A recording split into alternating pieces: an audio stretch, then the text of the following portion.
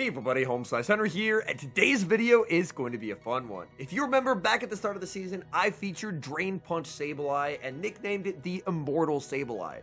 The moveset was very much seen as a laugh, a joke, just a fun thing to run on ladder, until it started winning regional championships.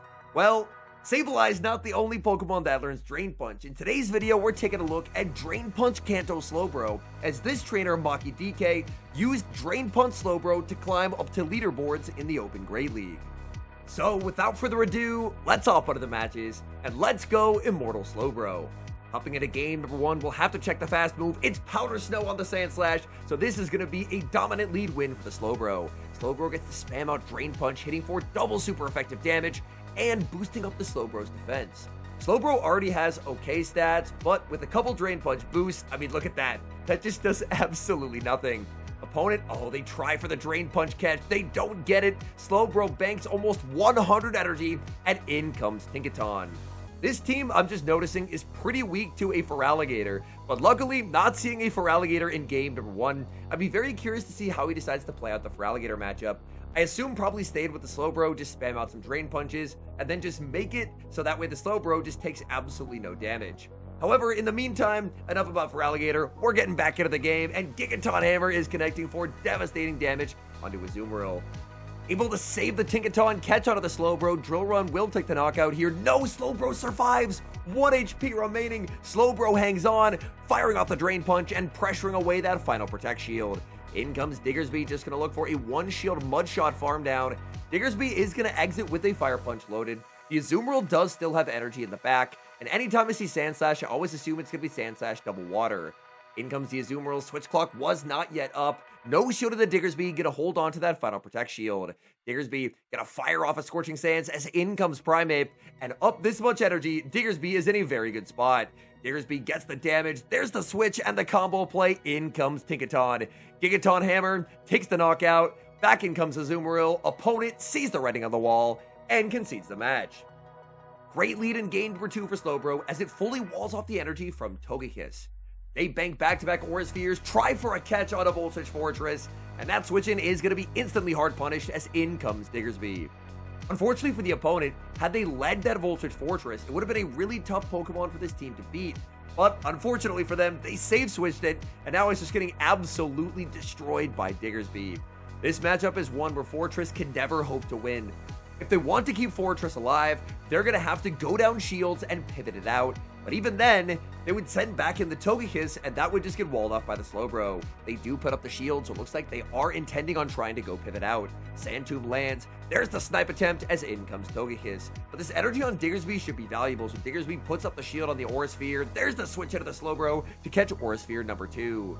This is really not going to do a lot of damage. Togekiss actually went for a Psyshock, maybe reading that it was his own Togekiss in the back and didn't want to throw a double resisted move. But instead it's Slowbro launching that Ice Beam, taking the knockout as the opponent brings back in the Fortress. Slowbro goes for the Drain Punch. Drain Punch puts that Fortress very, very low. Fortress is forced to throw energy, and man, the Drain Punch tech just keeps paying off on Slowbro. In comes Tinkaton. It's Gourgeist in the back. And I've played this matchup enough as the Tinkaton to know that this matchup is very okay. Oh my goodness, going for the Bulldoze bait. Will they respect it? They do! And this game is over. Oh my goodness, this catch was not needed, but it is the dagger. Opponent did actually go for the Seed Bomb. They covered for the catch, so no devastating Shadow Ball catch. But either way, the game's still over. Tinkaton's going to get to make the Gigaton Hammer. Man, I did really want to see that Shadow Ball catch though, but unfortunately the opponent did not go for it. Instead, they just get deleted by Gigaton Hammer, and Fortress gets farmed down to secure the win.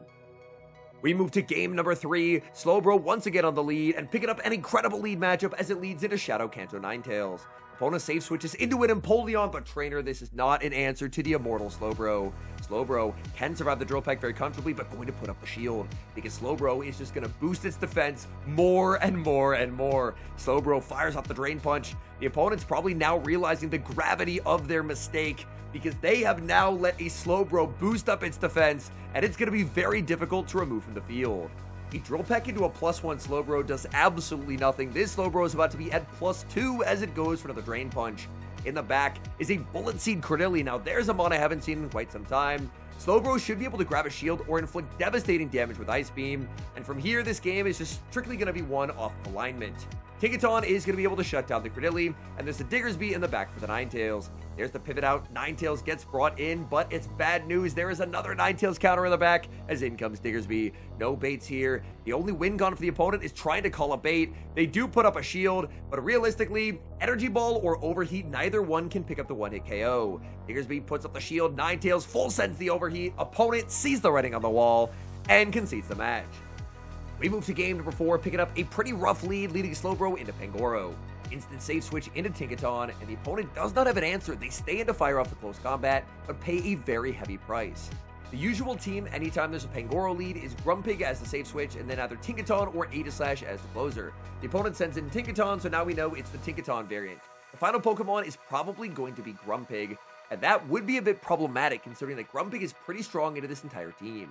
Opponent's Gigaton Hammer does land. That's going to hit for some pretty massive damage. The good news is the switch timers are misaligned. So after Gigaton Hammer will connect, the pivot back into the Slowbro. Slowbro racing to the Drain Punch. Opponent pivots out and they send Pangoro into the super effective damage. Will Pangoro be able to hang on here? They do hang on, but they pay a very heavy price. Pangoro does make the Night Slash, and Slowbro is doubling down as it puts up the final shield. The Slowbro is boosted. Opponent sends in the Grumpig. We knew it was back there. This time, no Drain Punch. Slowbro is just going to try and land some chip damage. Ice Beam is going to connect. That did do about half of Grumpig's remaining HP. This is a super effective Shadow Ball. I assume it's still going to be taking the knockout here. No, the Slowbro survives! It barely didn't make the Drain Punch, but man, the bulk on this Pokemon when he gets boosted is absolutely crazy. Unfortunately, this game looks like it's going to be a very hard one to win. What a catch from Maki, catching Dynamic Punch onto the Tinkaton. But unfortunately, I think even with that incredible catch, this game will probably still end in defeat because the Tinkaton is still around. It's lurking in the back for the opponent, and it has quite a lot of stored energy. Grumpig will make Dynamic Punch, and yeah, unfortunately, this game will end in defeat. Dynamic Punch lands. There's the combination play with Gigaton Hammer. Honestly, a very well-played game there by Maki. Made it as close as he could, but the opponent's team comp advantage was too much to overcome. We move to the next match. What a terrible lead for Slowbro as Slowbro leads into Galarian Corsola. Instant save switch into Tinkaton, hoping there's not an answer, and it appears there is not. The opponent is staying on the field, and that is incredibly good news.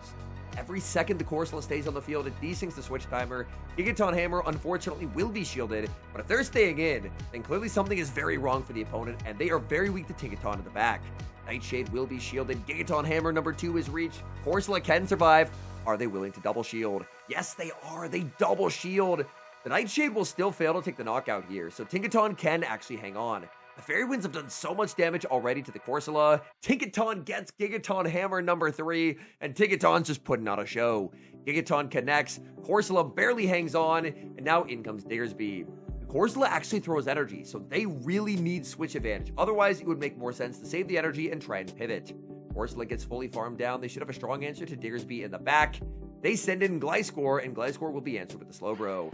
Slowbro met with a Drapion. That is not a Pokemon I was expecting to see, but at least now we know why they didn't pivot. They were very weak to a Tinkaton that was up energy. Slowbro just going to try and boost its way out of this as it boosts up with a Drain Punch. Slowbro no shields, Crunch connects, but Slowbro is able to hang on. Slowbro reaching for the Ice Beam, able to get there. Is this going to be enough to take the knockout onto the Drapion? Ice Beam is going to connect. Down goes Drapion. In comes the Gliscor. There's the switch in the combination play. In comes Diggersby.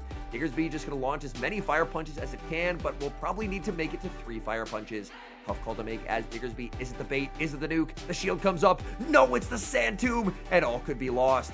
Now this is an acrobatics onto a debuffed Diggersby. Diggersby has to hope it can hold on here. Diggersby survives, gets the double up on Fire Punches, but can it survive that wing attack? Diggersby is very, very low here. Fire Punch is going to connect, and it does survive.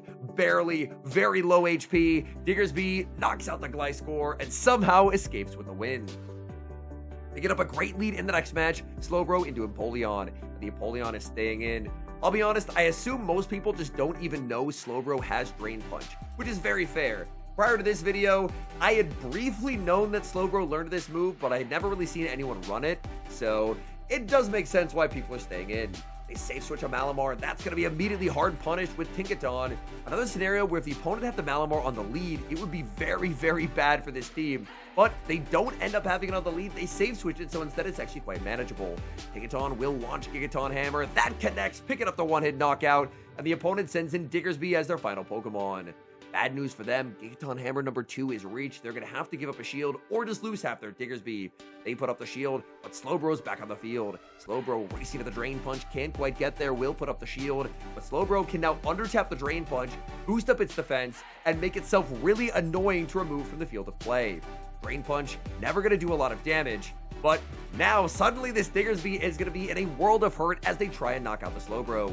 Diggersby goes for the Scorching Sands, that just does nothing. In comes Empoleon, but this Slowbro is about to be at +2. We might even see a +3 Slowbro before the battle is over.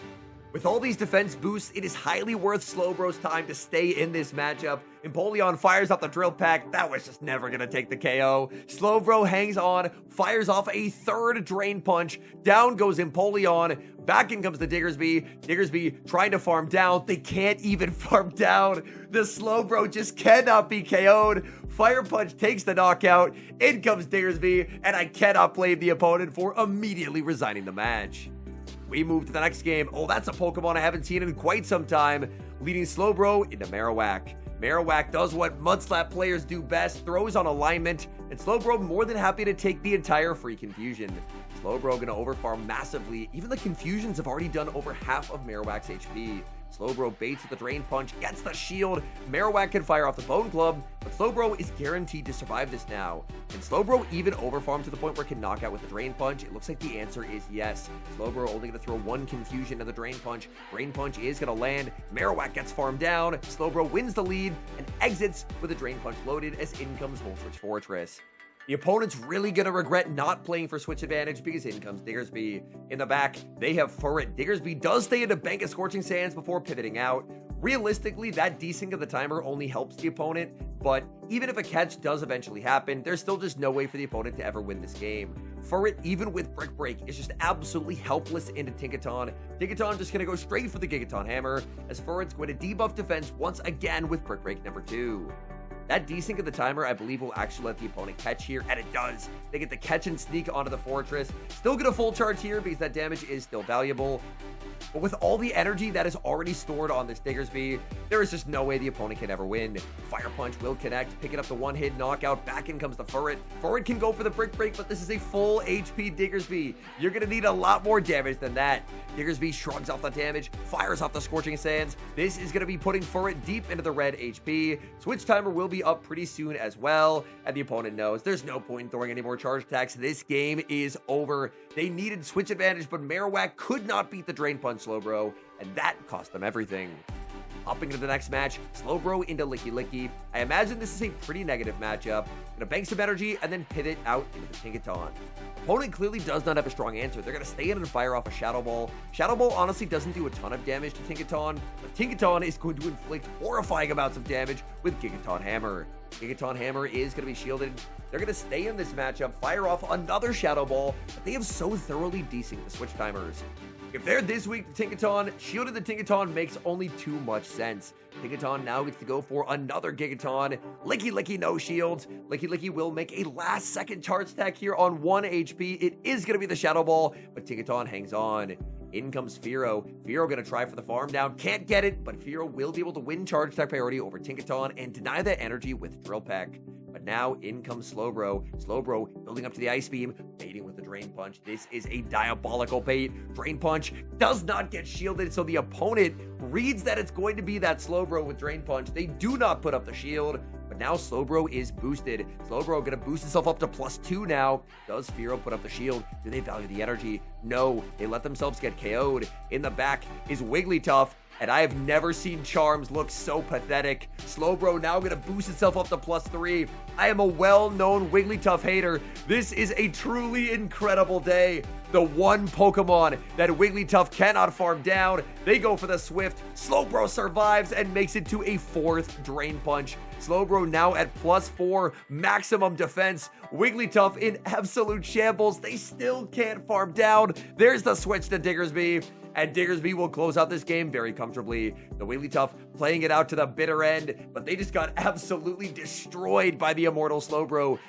Scorching Sands lands, Wigglytuff survives, but they're just getting farmed down. Slowbro putting on a show as we move into the final match. There's a tough lead in this final game. Slowbro into Stunfisk.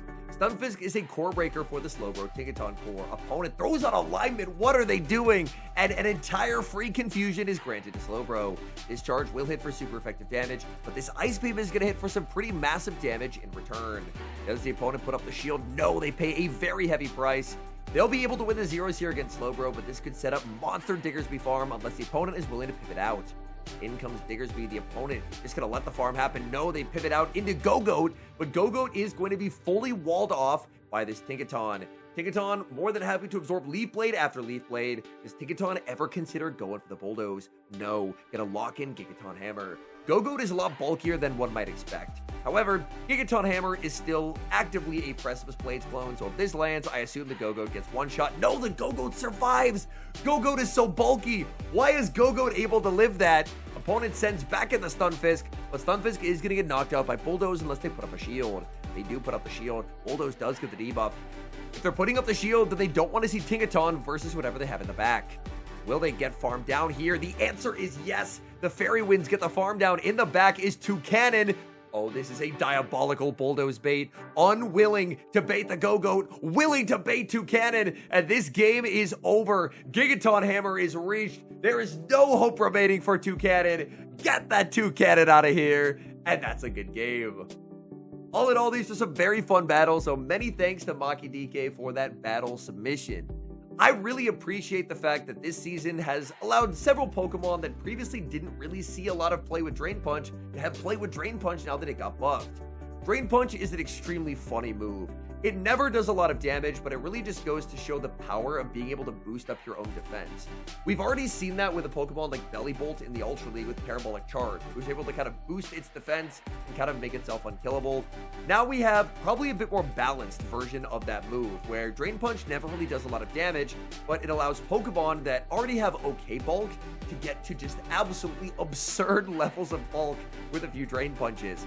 I loved that Wigglytuff game where the Slowbro was +3 and the Wigglytuff's charms basically looked like lock-ons. They were just doing absolutely nothing because if you buff up your defense enough, then the fast move pressure just can't really do anything. Now, Maki was able to make it to leaderboards with this team he mentioned. Personally, I view this as more of a team for fun than for climbing. It's towards the end of the season. Battlers are just looking to have fun, and if they climb, they climb. If they tank, they tank.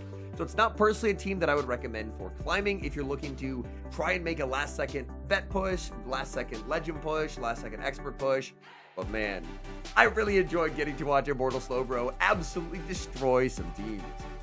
Anyways, thank you guys so much for watching. If you enjoyed watching today's video, please do help support the channel by leaving a like on the video and subscribe to the channel if you haven't just yet.